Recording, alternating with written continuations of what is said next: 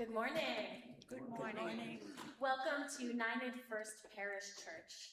Whoever you are, whomever you love, wherever you are on your journey, welcome to our Unitarian Universalist spiritual community.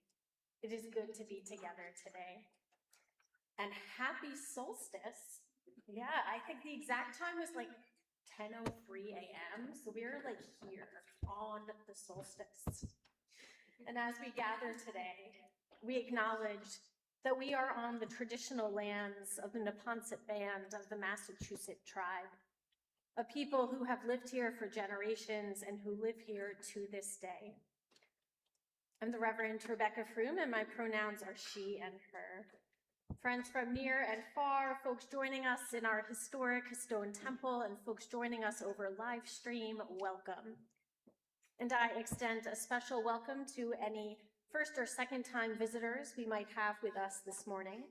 If this is one of your first times worshiping with us and you feel comfortable, I invite you to raise your hand up high. Our greeters, our ushers have a small token of welcome for you. Any first or second time visitors, Bill, up here on your right.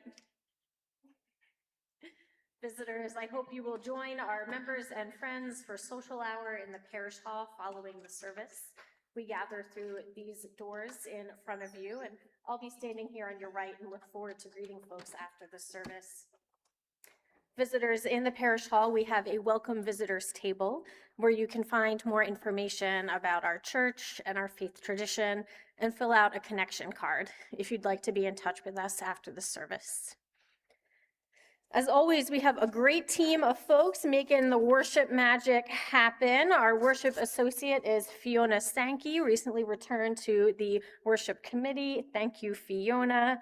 Our greeters and ushers include David and Bill and Albert. Our live stream team is Albert, I'm sorry, I just said Albert. Our live stream team is Carl and Jason. Our music today comes from the UFPC choir and our acting music director, Tony Winters. And Tony will probably hate that I put him on the spot for this, but this remarkable human is teaching himself the organ, extrapolated from his piano skills. So thank you for that organ prelude. Let's do a round of applause for Tony and the choir. Yeah. And our flower committee, Claire and Katie and Pat and Allegra, has created this beautiful Advent display behind me, and they will also be doing several of the readings this morning. So thank you, flower committee. We strive to be a welcoming community to people of all ages and abilities. In the back of the sanctuary near our ushers, you will find large print hymnals. There are hearing assistance headsets that connect to our sound system, and they may also be helpful for people sensitive to distracting background noise. In the back, there are also children's books and drawing materials that families are welcome to bring to their seats. Our bathrooms are located on the lower level, accessible by stair or elevator that you can reach in the corner of the foyer. If you need to use a bathroom during the service, please speak with our greeters. And now, as we prepare ourselves for worship, let us take a deep breath together, feeling that spirit of light, that spirit of love that moves within, between, and beyond us all. And I invite Allegra Taylor to share a reading as we light our chalice, symbol of the Unitarian Universalist faith tradition.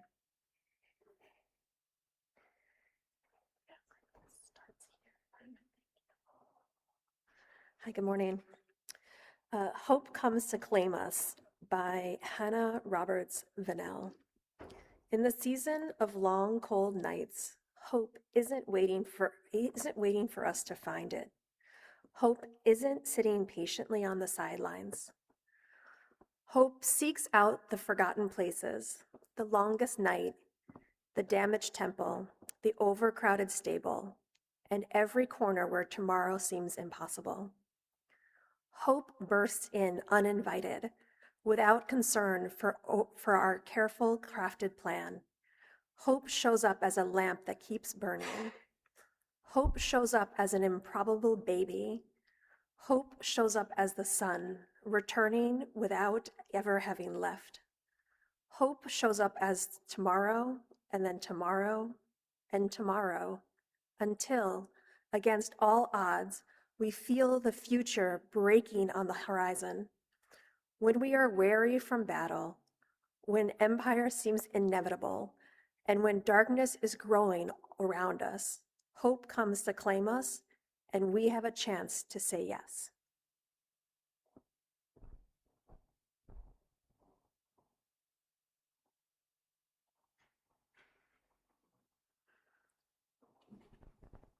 Please rise as you're willing and able, and join in reading our congregation's covenant.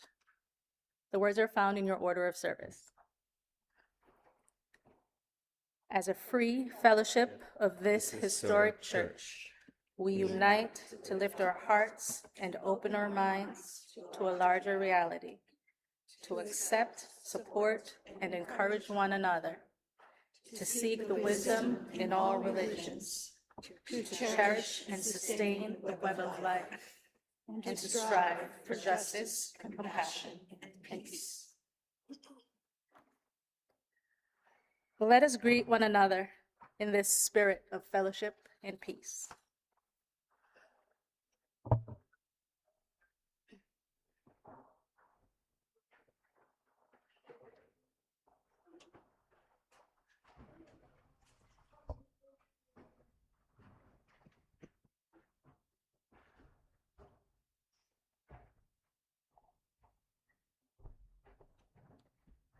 And as we remain standing, let us lift our voices in song. It's hymn number 1063 in the paperback hymnal Winter Solstice Chant. And these poetic rhyming words do mention sister and brother, some gendered language. So please sing that with an inclusive expansiveness to think of that as all siblinghood, all kindred. Tony, let's learn this song. All right, I'll sing it first for you so you hear how it sounds, and then you can join me on that first verse again.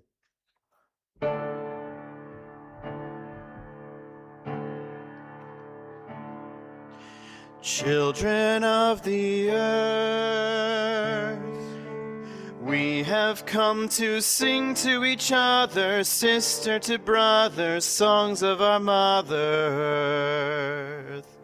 Try that verse with me again.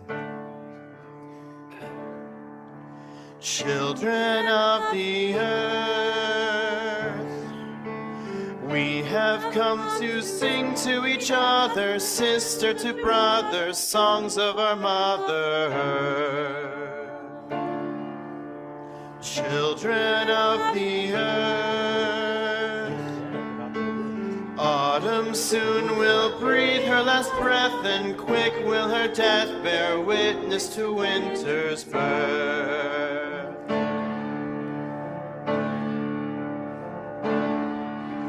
Children of the earth, can you feel the air getting cold as darkness takes hold and sleep covers Mother Earth?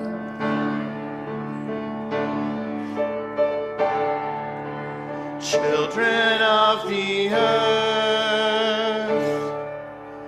we have come to sit in the darkness, breathe in the silence, think of our Mother.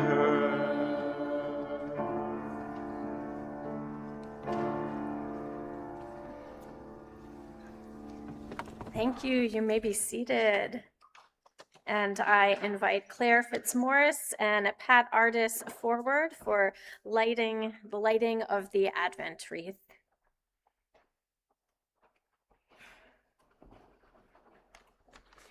Good morning.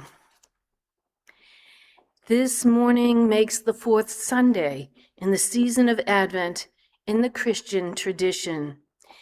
Each week until Christmas, we have been lighting a new candle on the Advent wreath, symbols of hope, peace, joy, and love.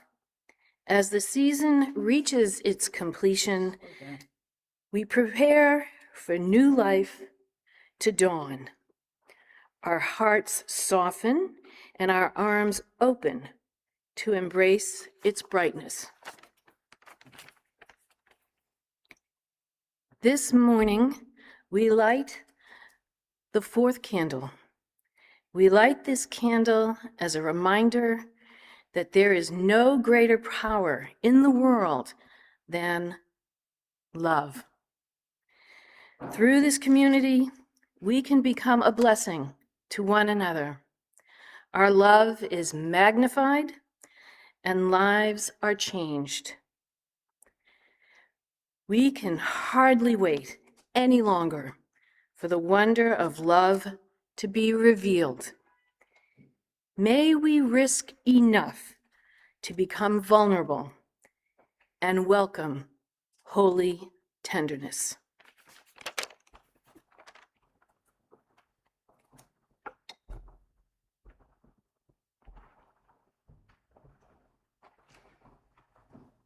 Thank you. I invite our children and Spirit Circle team to come forward to these front pews on your right for our message for all ages.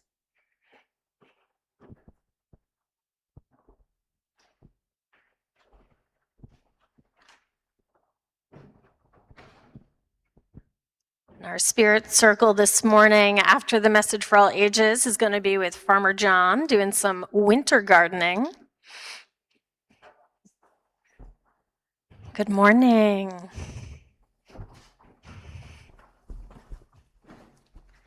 I wonder what we have in the mystery basket this morning. Who would like to see? Excellent. Can you reach in there? Oh my goodness, what is it? It's an owl. An owl. Can you hold that up high? Yeah. Anyone recognize this owl? Yeah. Where else have you seen it? Well, I know what kind of owl. You know what kind of owl it is. What? Even better. What kind of owl is it? A snowy owl. A snowy owl. Yes, there are so many owls. And we have had this owl hanging in the sanctuary. It has a buddy over here. And they were first made for a multi-faith winter holiday pageant a number of years ago. And today on the solstice, which brings the longest night and the shortest day of the year, we have a story called Who Loves the Dark by Sherry Philibom. And I'm curious, folks in the front row, who loves the dark? One hand. Folks throughout, we have some maybe hands. Who loves the dark? Yeah. Okay, and who feels like about the dark? Yeah, okay. And is anyone here a little afraid in the dark? Yeah, I see some cautious hands up. Is anyone like a little afraid of the dark sometimes? Yeah, I gotta say, when I'm the only one in the building at 9 p.m., I get a little afraid of the dark. Though sometimes I also like it. And this is a story about a boy who was afraid of the dark. And it takes place on a day where he had been out playing in the woods near his house, and he got lost. And the sun set, and then he was alone in the dark, which was super scary for this kid who was afraid of the dark. And then when the sun was all the way down, and the only light was just a tiny bit of light from the moon and the stars, he got so lost, so tired, so scared that he just sat down and started to cry. And soon in this story, he heard a voice, and the voice said, "What's all that racket?" He looked down and he saw a mole squinting at him. "I'm lost in the woods," he said, "and I'm afraid of the dark." "Well," said the mole, "perhaps you could take your noisy crying farther down the path. I hate having to come out of my warm, comfortable, dark hole to tell people to be quiet." Not a very compassionate animal, right? And then the child heard another voice. "Go back into your hole, mole. I'll take care of this." And the child looked up in the direction of this newer voice coming out of the darkness, and at first all he saw was two glowing eyes. And that made him even more scared, but before he could scream, which was his first impulse, there was a flutter of soft wings, and the creature flew down near him, and he could see that it was an owl. And the owl said, "Please excuse Mr. Mole. He hates having to come out of his nice dark hole for anything, because he loves his dark hole." "Now I can see that you are lost and scared," said the owl. "If you just give me your address, I can guide you home." The child slowly stopped crying. How did this owl know that I was lost and scared? But then he remembered that owls are very wise, and he slowly stopped crying, and he gave the owl his address. It's always good to know your address. And the owl and the boy started to walk home through the forest. And the boy looked around and he began to notice his surroundings a bit. He hadn't been able to notice them when he was scared. And he noticed a kind of flower that he had never seen before, and he stopped and looked at this flower. And the owl noticed this with those two big eyes and said, "That was an evening primrose. Do you know that there are some flowers that only bloom at night? There are moonflowers and night gladiolas too, flowers that you could never see if you did not go out at night." And after a while, the owl said, as if thinking to himself, "And of course, there are animals too who love the night and the darkness. The mole, of course, and me. I love the dark. In the daytime, the light hurts my eyes. So that's when I like to sleep in my tree." "Well," said the boy as they were walking, "I like the daytime. I can see to kick a ball, and I like the hot sun at the beach. When the dark isn't scary, it's kind of boring." "Boring," said the owl, "but look at these night flowers we've seen." And the child looked around again, noticing the wonder of those night flowers, listening to the soft flying sounds of the owl, and began to think night wasn't so boring if he paid attention. And the owl said, "Do you know who else likes the night? Not just the animals, not just these night flowers, but the very moon and the star. In the night, we are able to see the moon and the stars without that bright glow of the sun. Their beauty is revealed." And the boy looked up in the sky and didn't have to squint the way he squints at the sun, and took a deep breath and really felt the beauty of that moment. And then he realized they had gotten out of the forest and had come to a neighborhood that he recognized as his own. He was very happy to almost be home, but also a little sad because it meant his conversation with the owl was almost over. And when they came to his house, he gave the owl a gentle hug and went home and was very tired. So he went to bed right away. And before he went to bed, as a matter of habit, he bent down to turn on the nightlight that he always kept glowing through the night to keep that scary dark away. But before his fingers touched the switch of the nightlight, he smiled and he pulled his hand away. He got into his bed, pulled up the covers, and let the comforting arms of darkness soothe him to sleep. And he realized, even though part of him was still a little scared of the dark, part of him had learned to love the dark. Thank you for listening to this story.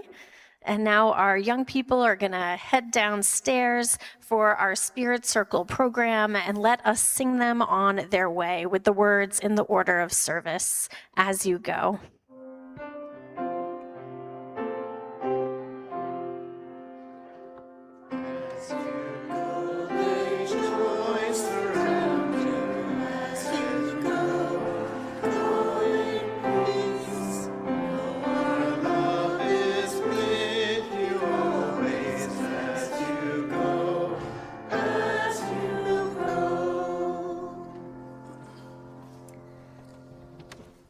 Through the sharing of our joys and our sorrows, we create a sacred space where we are deeply present with ourselves and with one another.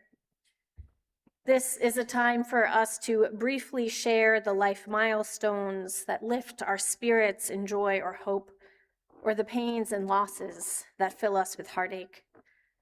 If you have a joy or a sorrow to share, in a moment you can come forward to this microphone, or alternatively, you can raise your hand and David will bring the microphone to you.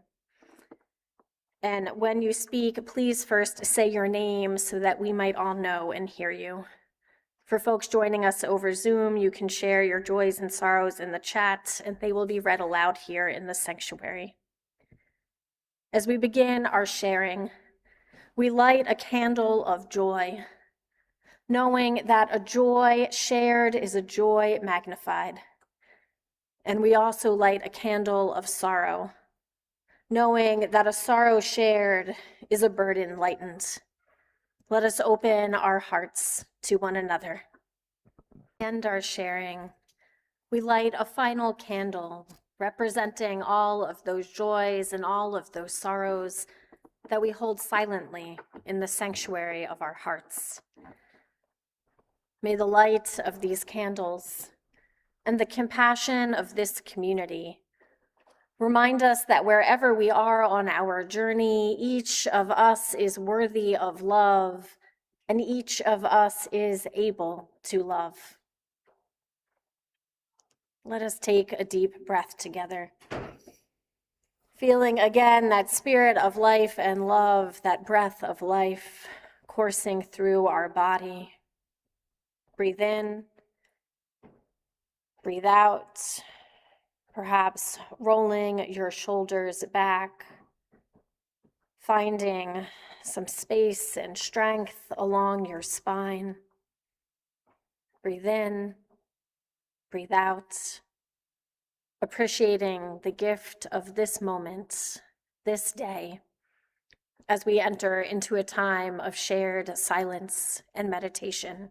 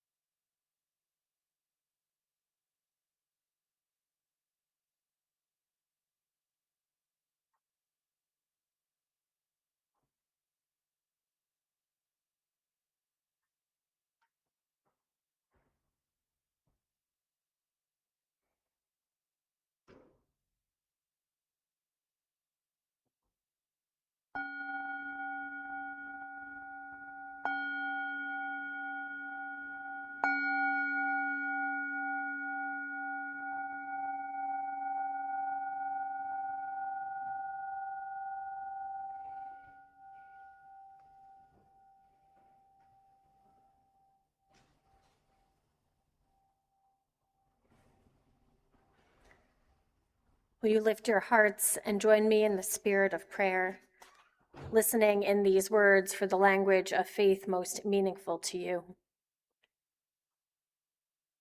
Eternal presence, known by many names, known in many ways.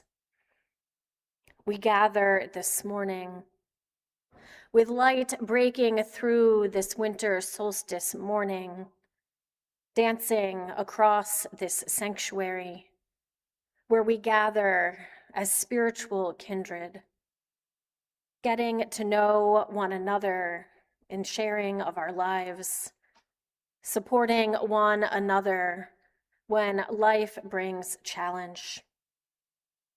We open our hearts to all those among us struggling with their health.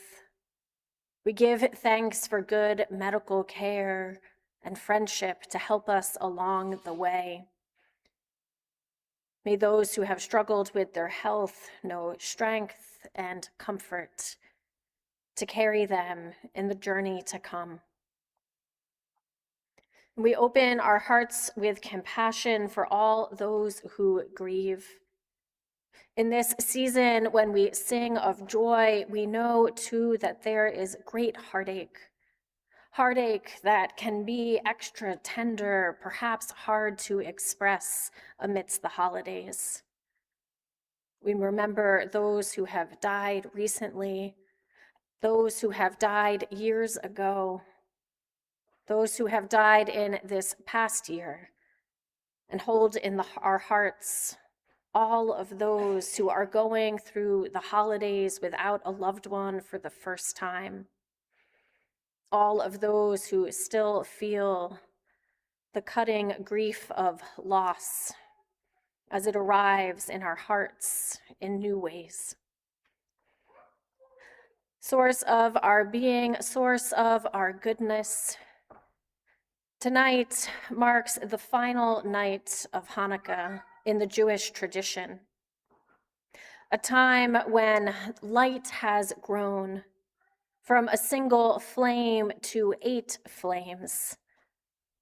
As these flames are lit, may we commit ourselves to bringing more light into our own hearts, to be a beacon of care for one another.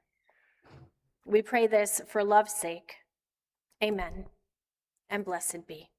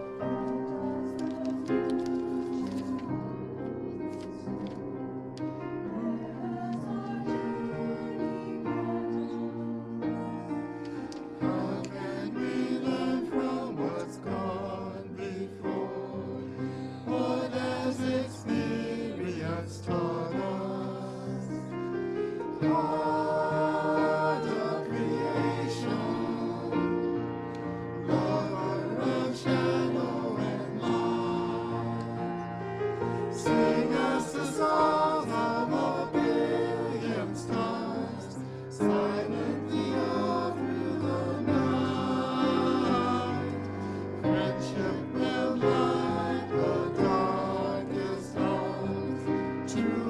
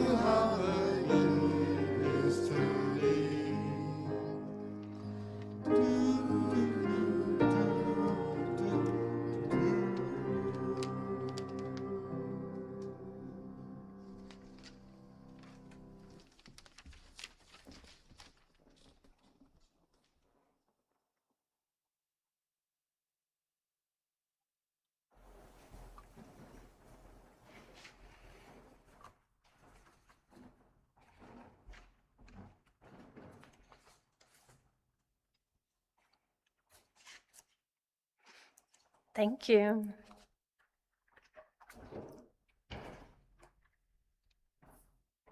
Our reading this morning is titled Winter Solstice Spell 2021 by Adrienne Marie Brown, author and community organizer.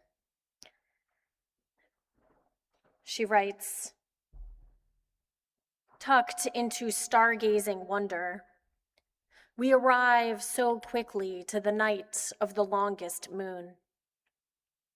We too are rock moving water. Even when we feel adrift, we are in orbit. There is a force greater than we can comprehend. We are enraptured from the root and never alone. Even in shadow, earth holds us. And we sing a song only the ocean can hear. Sometimes it sounds like we are sorry or we are dying. But sometimes we sing, we are of you, we are of you, we are one. We sing to the thumbprint of moon, ink on ink, shadow slipping through the cloudy cold of winter. We sing of breaking the earth's heart and realizing it is our own. We sing forgiveness. We sing of the fire between skin and dirt, the rivers within us, the storms we conjure before we sleep. Tonight, we dream our longest dream of the farthest future. We look in those children's faces without regret, without shame, whispering, we will change everything for you.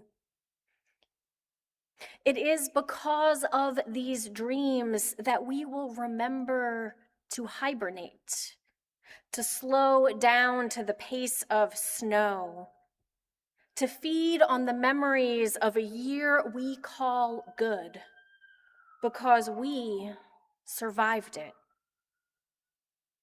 We place our mouths to the sky and cast this spell. May we all have a warm place. May we all have a soft blanket.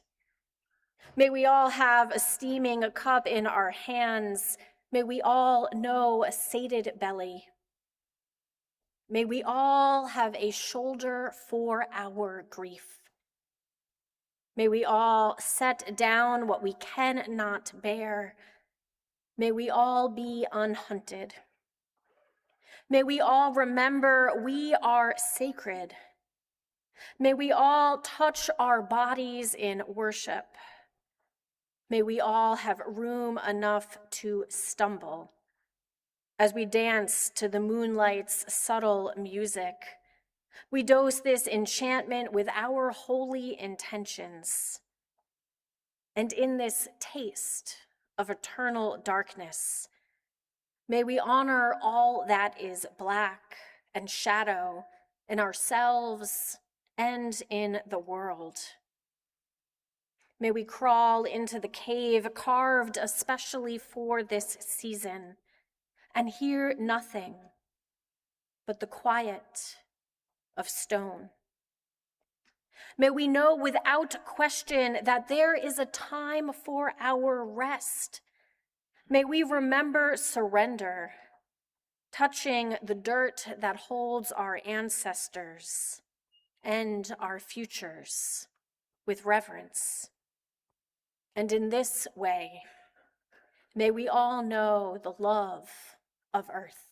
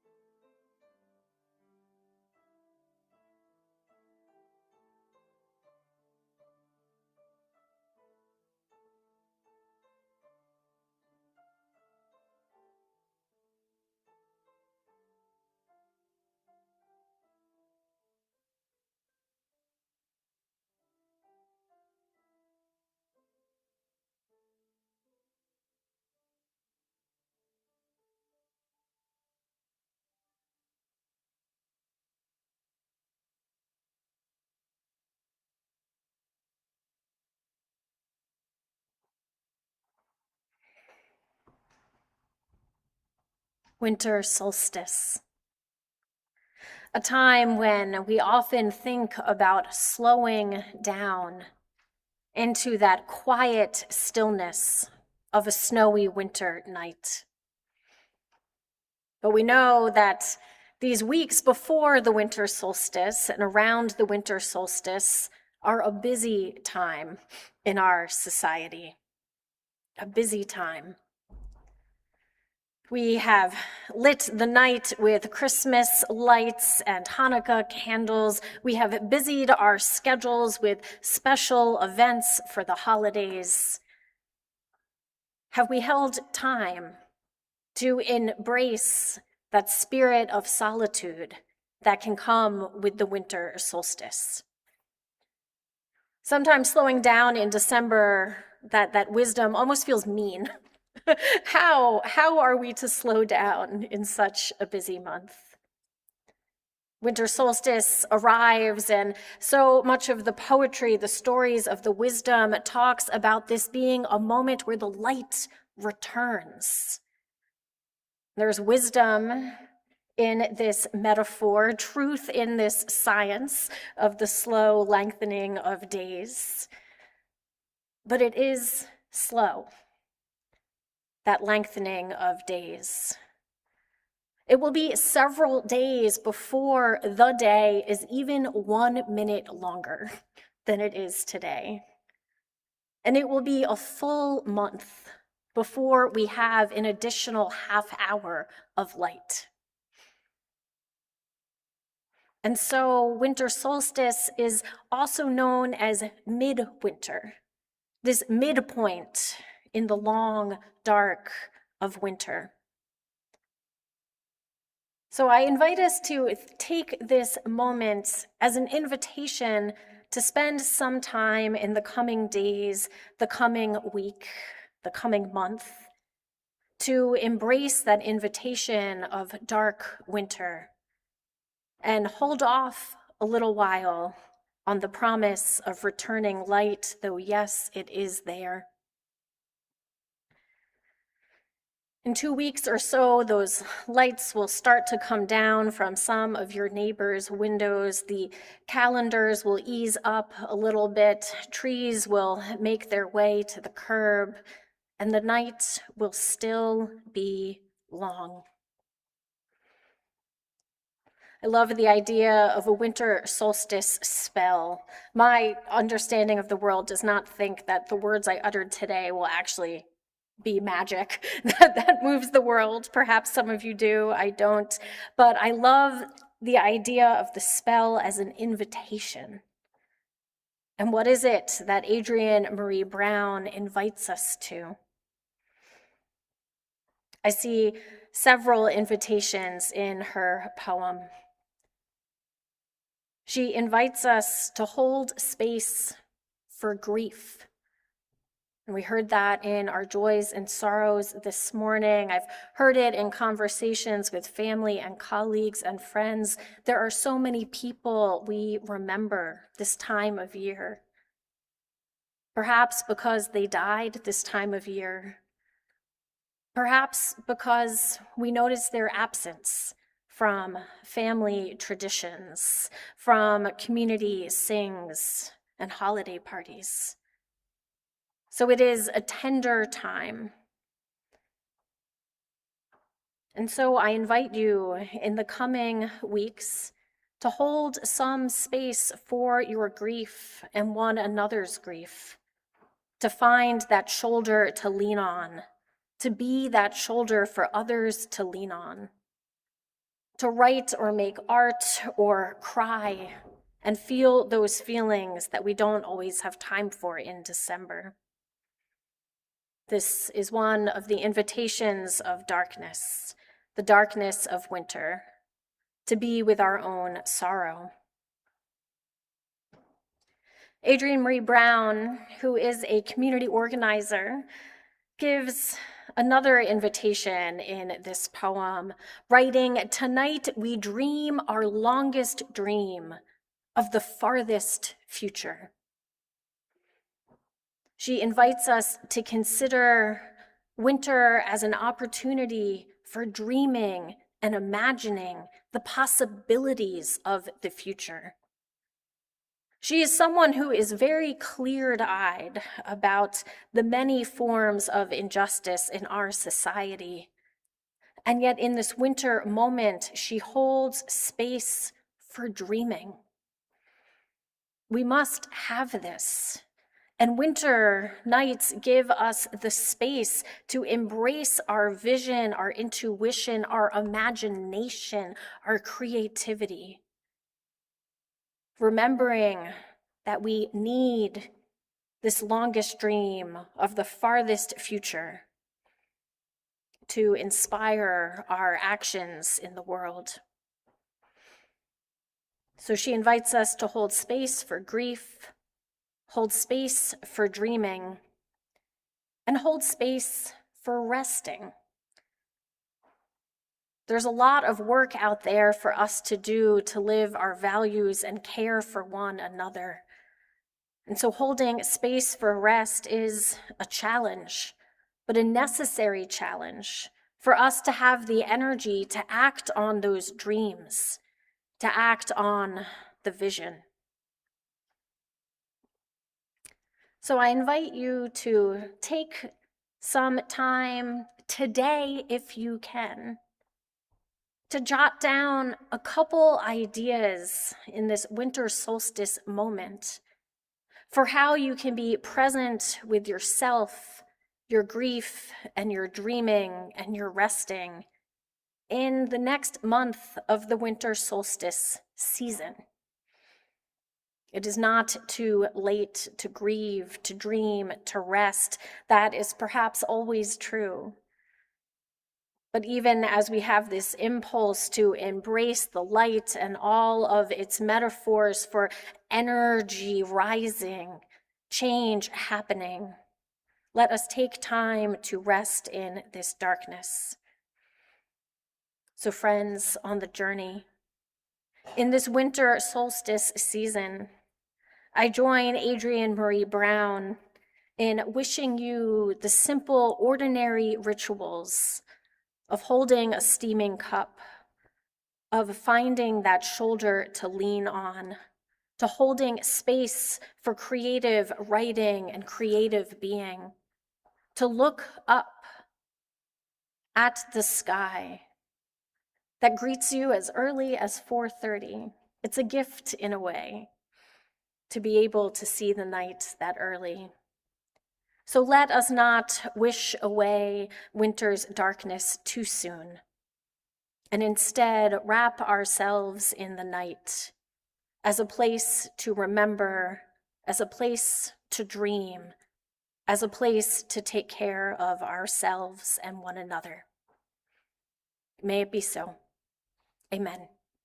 And blessed be.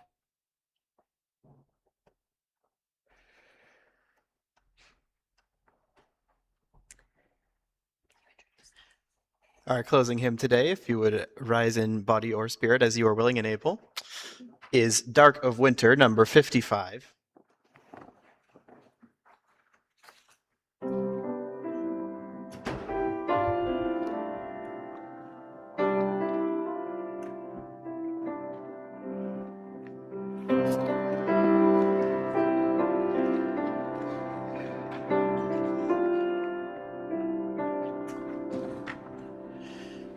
Dark of winter, soft and still, your quiet calm surrounds me. Let my thoughts go where they will, ease my mind profoundly, and then my soul will sing a song, a blessed song of love eternal, gentle darkness, soft and still, bring your quiet to me. Darkness, soothe my weary eyes, that I may see more clearly. When my heart with sorrow cries, comfort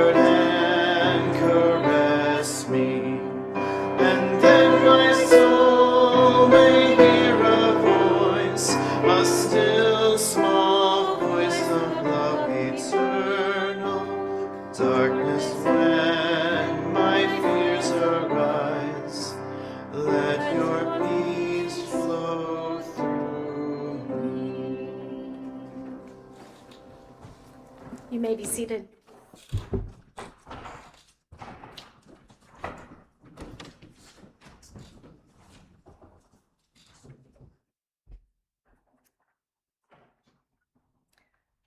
We drink from wells we did not dig, and we worship in a sanctuary we did not build. As a voluntary association, our church is sustained through the gifts of the members and friends of our congregation, past and present. UFPC matters to me because I know I can look forward to a thought-provoking sermon or reading to center me as I start my week. It also matters to me because of the sense of community that we provide for each other. It also matters because of the children's programming, the variety of children's programming that we provide. Art with Max, mindfulness with Miss Paula, Earth Carers with Farmer John.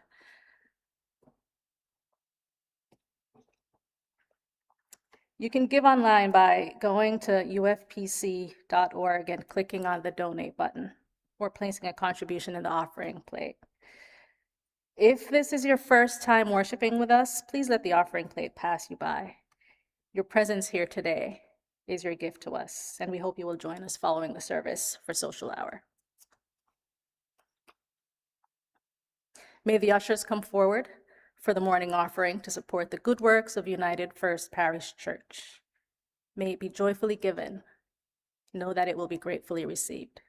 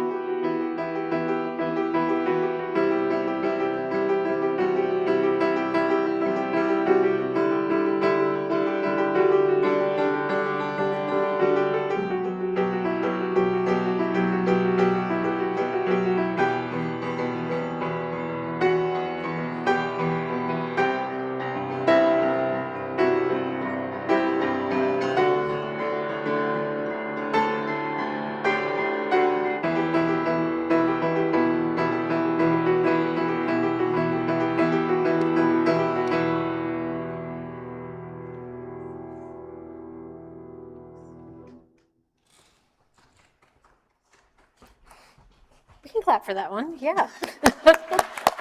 Thank you. Here at United First Parish Church, we gather in many ways to nourish the spirit, to have creative expression like music and flowers, to live out our values, and to participate in the life and leadership of the congregation.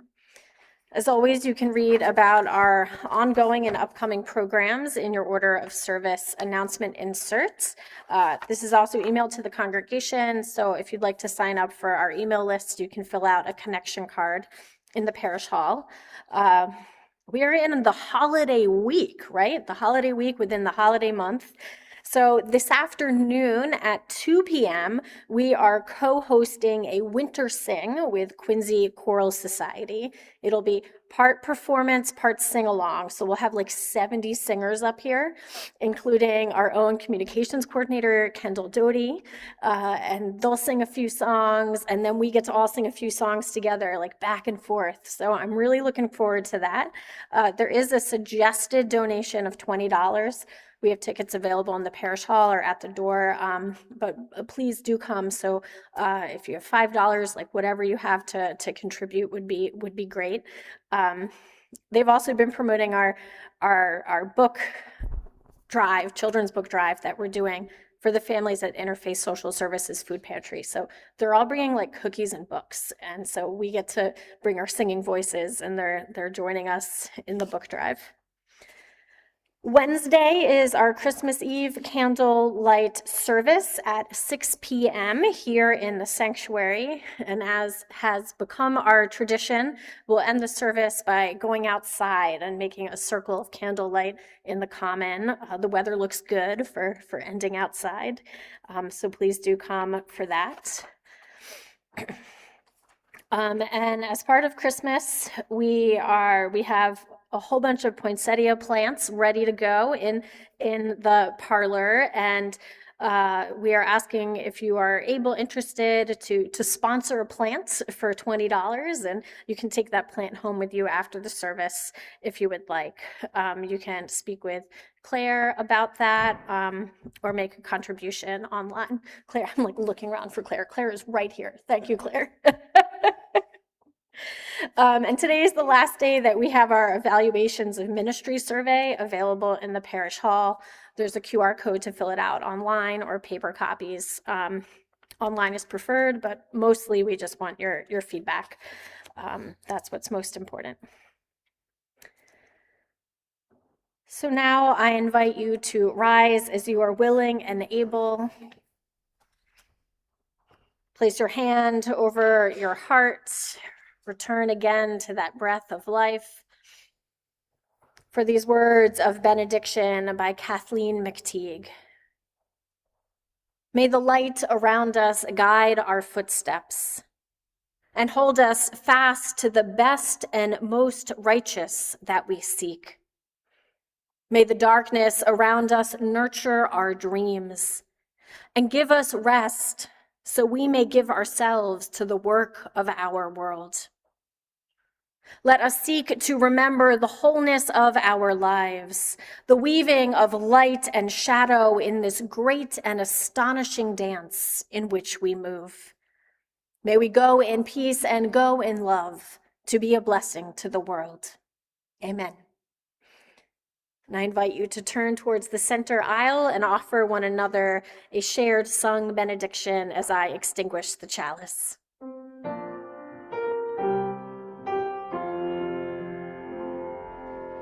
Carry the flame of peace and love till we reach the end. Carry the flame of peace and love till we meet again.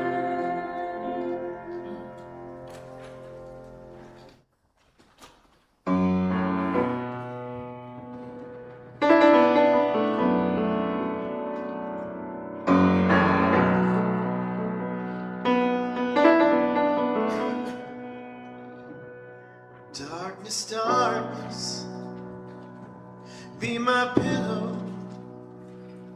Take my head and let me sleep in the coolness of your shadow, in the silence of your deep.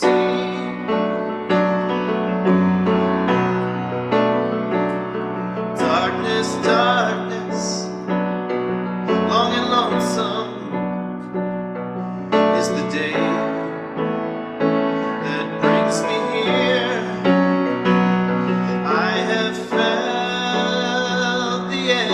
silence. I have known the depths of fear. Darkness, darkness, be my blanket. Cover me with the endless night. Take away this pain of knowing. Feel the emptiness of light. Darkness, darkness, be my pillow. Take my hand and let me sleep. Be the sameness to my window. The silence in the deep. Darkness, darkness, be my blanket. Cover me with the endless night.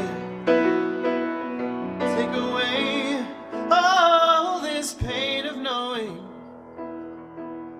Fill the emptiness of light. Emptiness of light now.